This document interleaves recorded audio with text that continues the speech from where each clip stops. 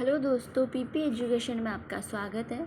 आज हम आपके लिए बीएड के महत्वपूर्ण लेसन प्लान लेकर आए हैं। आज का हमारा विषय रहेगा नागरिक शास्त्र और पाठ्य प्रकरण में हम भारत की व्यवस्थापिका के बारे में जानेंगे। तो चलिए अब हम शुरुआत करते हैं पाठ्य योजना की। इसमें हम उद्देश्य और अपेक्षित व्यवहारगत परिवर्तन के बारे में देखेंगे। उद्देश्य में शामिल बिंदु है ज्ञानात्मक, अवबोधात्मक, प्रयोगात्मक और अभिव्यक्तात्मक। ज्ञानात्मक में अपेक्षित व्यवहारगत परिवर्तन का पहला बिंदु है छात्र भारत में कुल राज्यों और केंद्र शासित प्रदेशों की संख्या बता सकेंगे। दूसरा है छात्र संसद को परिभाषित कर सकेंगे। तीसरा है छात्र केंद्र शासित का शासन कौन करता है बता सकेंगे। अवबोधात्मक में अपेक्षित व्यवहारगत परिवर्तन का पहला बिंदु है छात्र संघ की संख्या छात्र संघ की व्याख्या कर सकेंगे। दूसरा है छात्र समवर्ती एवं संघ सूची में कम से कम एक अंतर बता सकेंगे। तीसरा है छात्र केंद्र सूची में दिए गए विषयों में से कम 2 विषयों को बता सकेंगे। प्रयोगात्मक में पहला है छात्र संसद भवन को मानचित्र में प्रदर्शित कर सकेंगे। दूसरा है छात्र व्यवस्थापिका के तीनों अंगों का उल्लेख कर सकेंगे। अभिव्यक्तात्मक में है पहला छात्र व्यवस्थापिका के अंगों का अभ्यास कर सकेंगे। दूसरा है छात्र व्यवस्थापिका के माध्यम से अपने विचारों को अभिव्यक्त कर सकेंगे।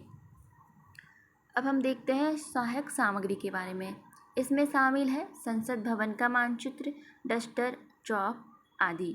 शिक्षण विधि या प्रविधि में शामिल विधियाँ है व्याख्या विधि, प्रश्नोत्तर विधि आदि। पूर्व ज्ञान में अपेक्षा की जाती है कि छात्र व्यवस्थापिका के बारे में सामान्य जानकारी रखते हैं। अब हम प्रस्तावना या पाठोत्थान के बारे में देखेंगे, जिसमें हम छात्राध्यापक कथन और छात्र कथन के बारे में जानेंगे। जिसमें छात्राध्यापक कथन में पहला है लोकतंत्र में शासन किसके हाथ में होता है, सरकार के हाथों में होता है, यह छात्र कथन में कहा गया है। दूसरा है सरकार के कितने अंग हैं, सरकार के 3 अंग हैं। तीसरा है सरकार के कौन कौन से अंग हैं, नाम बताइए। सरकार के 3 अंग हैं, उनके नाम हैं कार्यपालिका, व्यवस्थापिका और न्यायपालिका। चौथा है व्यवस्थापिका का प्रमुख कार्य क्या है। इसमें छात्र कथन में इसे समस्यात्मक दर्शाया गया है। अब हम उद्देश्य कथन या पाठ्याभिसूचन को देखेंगे, जिसमें आज हम व्यवस्थापिका के बारे में विस्तार से अध्ययन करने वाले हैं। प्रस्तुतिकरण या पाठ का विकास में हम अध्ययन बिंदु, छात्राध्यापक या छात्राध्यापिका क्रियाएं, छात्रा क्रियाएं और शाम पर सारांश एवं सहायक सामग्री के बारे में देखेंगे। अध्ययन बिंदु में पहला है संघ राज्य। छात्राध्यापक या छात्राध्यापिका क्रिया में हम संघ कई राज्यों से मिलकर बनता है। प्रत्येक राज्य की अपनी अलग सरकार होती है। प्रत्येक राज्य अपने राज्य के निवासियों के लिए कानून बनाकर लागू करता है। पूरे देश का शासन चलाने के लिए केंद्र सरकार होती है। केंद्र सरकार के कानून सभी राज्यों पर लागू होते हैं। छात्र या छात्रा क्रिया में छात्र बातों को ध्यानपूर्वक सुनते हैं तथा आवश्यक तथ्यों को नोट भी करते हैं, दर्शाया गया है। अध्ययन बिंदु में दूसरा है सूचियाँ। भारत में केंद्र और राज्य सरकारों के अधिकार संविधान द्वारा निश्चित किए गए हैं। भारत के संविधान में 3 प्रकार की सूचियों का उल्लेख है, संघ सूची, राज्य सूची तथा समवर्ती सूची। संघ सूची के विषयों पर कानून केवल केंद्र सरकार बना सकती है। राज्य सूची के विषयों पर कानून राज्य सरकार बना सकती है, जबकि समवर्ती सूची के विषयों पर कानून राज्य तथा केंद्र सरकार दोनों की सरकारें बना सकती हैं। छात्र या छात्रा क्रिया में छात्र ध्यानपूर्वक सुनेंगे तथा शाम पढ़ पर दर्शाया गया है भारत राज्यों का संघ होगा, जिसमें 3 सूचियाँ होगी। पहली संघ सूची, दूसरी राज्य सूची और तीसरी समवर्ती सूची। ये शाम पढ़ पर दर्शाया गया है। अध्ययन बिंदु में है व्यवस्थापिका संसद। छात्र अध्यापक या छात्राध्यापिका क्रिया में व्यवस्थापिका का केंद्र संसद है। लोकसभा, राज्यसभा तथा राष्ट्रपति को मिलाकर भारतीय संसद बनती है। सरकार का वह अंग जो कानून का निर्माण का कार्य मतलब कानून निर्माण का कार्य करता है उसे संसद के नाम से जाना जाता है। सरकार के तीनों अंगों में व्यवस्थापिका सर्वोच्च अंग है। संसद को अंग्रेजी में पार्लियामेंट कहा जाता है, जिसकी उत्पत्ति फ्रेंच शब्द से हुई है।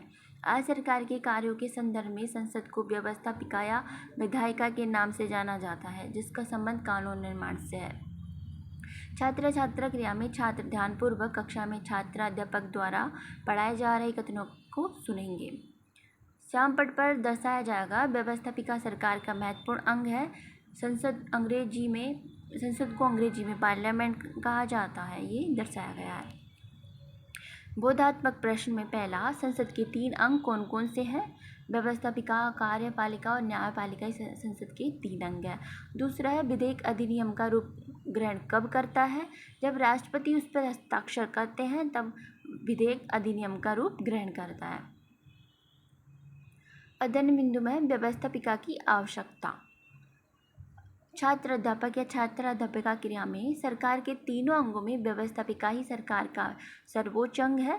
प्राय देश या राज्य के शासन को सुचारू रूप से चलाने के लिए व्यवस्थापिका की आवश्यकता पड़ती है, जिसका प्रमुख कार्य सरकार के लिए कानून या विधि निर्माण का कार्य करता है। यह राष्ट्र तथा जनता के हितों को ध्यान में रखते हुए कानून निर्माण का कार्य करता है। छात्र या छात्रा क्रिया में छात्र या छात्रा अध्यापक द्वारा बताए गए बिंदुओं को ध्यानपूर्वक सुनेंगे। श्यामपट पर दर्शाया जाएगा शासन को सुचारू रूप से चलाने के लिए तथा विधि निर्माण संबंधी कार्य के लिए संसद की आवश्यकता पड़ती है। बोधात्मक प्रश्न में पहला है, व्यवस्थापिका की आवश्यकता क्यों पड़ती है? विधि निर्माण तथा देश या राज्य के शासन को सुचारू रूप से चलाने के लिए व्यवस्थापिका की आवश्यकता पड़ती है। दूसरा है, व्यवस्थापिका के अंगों के नाम लिखिए। व्यवस्थापिका के अंगों में शामिल है राज्यसभा, लोकसभा तथा राष्ट्रपति। अध्ययन बिंदु में है व्यवस्थापिका का कार्य। छात्र अध्यापक या छात्रा अध्यापिका क्रिया में पहला कार्य है कानून बनाना। कानून बनाना किसी भी विधान मंडल या संसद का प्रमुख कार्य है। भारत की संसद संघ सूची तथा समवर्ती सूची पर कानून बनाती है। दूसरा है वित्त पर नियंत्रण। संसद अर्थात लोकसभा वित्त के कार्य क्षेत्र में महत्वपूर्ण अधिकारों का प्रयोग करती है। तीसरा है संवैधानिक कार्य, जिसमें संसद एकमात्र निकाय है जो संविधान में संशोधन के लिए प्रस्ताव पेश कर सकता है। चौथा है निर्वाचन संबंधी कार्य। संसद राष्ट्रपति तथा उपराष्ट्रपति के चुनाव में भी भाग लेती है। पांचवा कार्यपालिका पर नियंत्रण। इस पर नियंत्रण रखना व्यवस्थापिका का प्रमुख कार्य है। छात्र या छात्रा क्रिया में कक्षा में छात्र अनुशासित रहकर छात्रा अध्यापक द्वारा पूछे जा रहे प्रश्नों का उत्तर देंगे। छात्र कक्षा में ध्यानपूर्वक सुनेंगे। श्यामपट पर दर्शाया जाएगा व्यवस्थापिका का कार्य। पहला कानून बनाना, दूसरा वित्त पर नियंत्रण, तीसरा संवैधानिक कार्य, चौथा निर्वाचन संबंधी कार्य और पांचवा कार्यपालिका पर नियंत्रण। अध्ययन बिंदु में है बोधात्मक प्रश्न में व्यवस्थापिका के 2 कार्य बताइए। छात्र या छात्रा क्रिया में है कानून निर्माण संबंधी कार्य और संवैधानिक कार्य। अध्ययन बिंदु में कानून बनाने की प्रक्रिया में छात्र अध्यापक या छात्रा अध्यापिका क्रिया में है कि साधारण तथा विधेयक पहले किसी भी संसद में पेश किया जा सकता है। मतलब साधारण विधेयक को संसद के किसी भी सदन में पेश किया जा सकता है, लोकसभा या राज्यसभा में से। आधे से अधिक सदस्यों का मत यदि विधेयक के पक्ष में होता है तो वह उस संसद उसे संसद में पारित किया जाता है। फिर राष्ट्रपति के हस्ताक्षर के पहले दोनों सदनों में विधेयक पारित होना जरूरी होता है। यदि समस्या हो तो सुलझाने के लिए राष्ट्रपति संयुक्त बैठक भी कर सकता है या बुला सकता है। राष्ट्रपति के हस्ताक्षर होने के बाद विधेयक अधिनियम अर्थात कानून बन जाता है। छात्र छात्रा क्रिया में छात्र ध्यानपूर्वक सुनेंगे तथा श्यामपट पर दर्शाया जाएगा विधेयक सबसे विधेयक को किसी भी सदन में पेश किया जा सकता है। विधेयक पर अंत में राष्ट्रपति द्वारा हस्ताक्षर किया जाता है।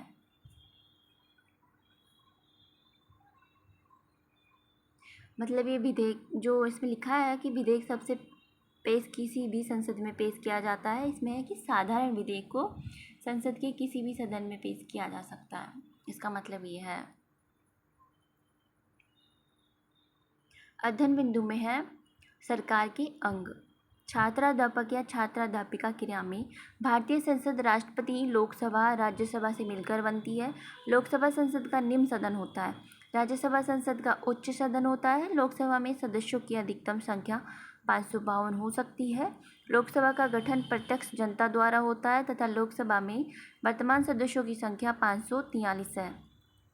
राज्यसभा में अधिकतम सदस्य संख्या 250 हो सकती है तथा वर्तमान में 245 सदस्य हैं।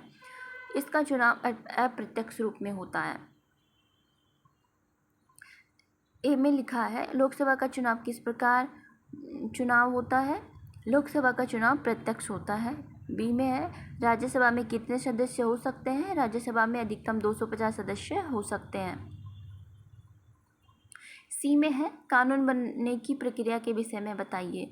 इसमें छात्र क्रिया में लिखा है समस्यात्मक प्रश्न को दर्शाया गया है तथा इसमें शामपट पर दर्शाया जाएगा सरकार के अंग। पहला कार्यपालिका, दूसरा व्यवस्थापिका, तीसरा न्यायपालिका।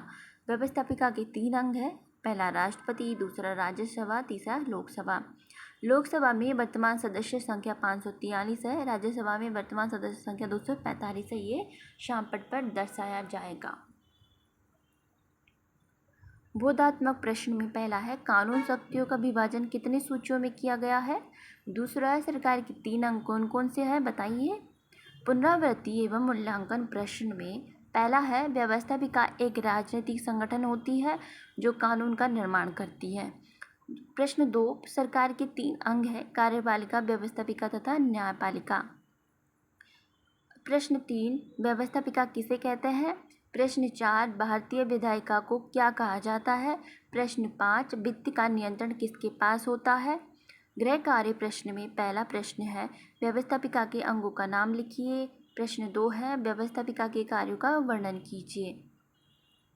तो ये आज का हमारा छोटा सा टॉपिक था। उम्मीद है आपको कुछ समझ आया होगा और भी अन्य इम्पोर्टेंट टॉपिक्स की जानकारी के लिए हमारे चैनल को सब्सक्राइब करें। वीडियो देखने के लिए थैंक यू।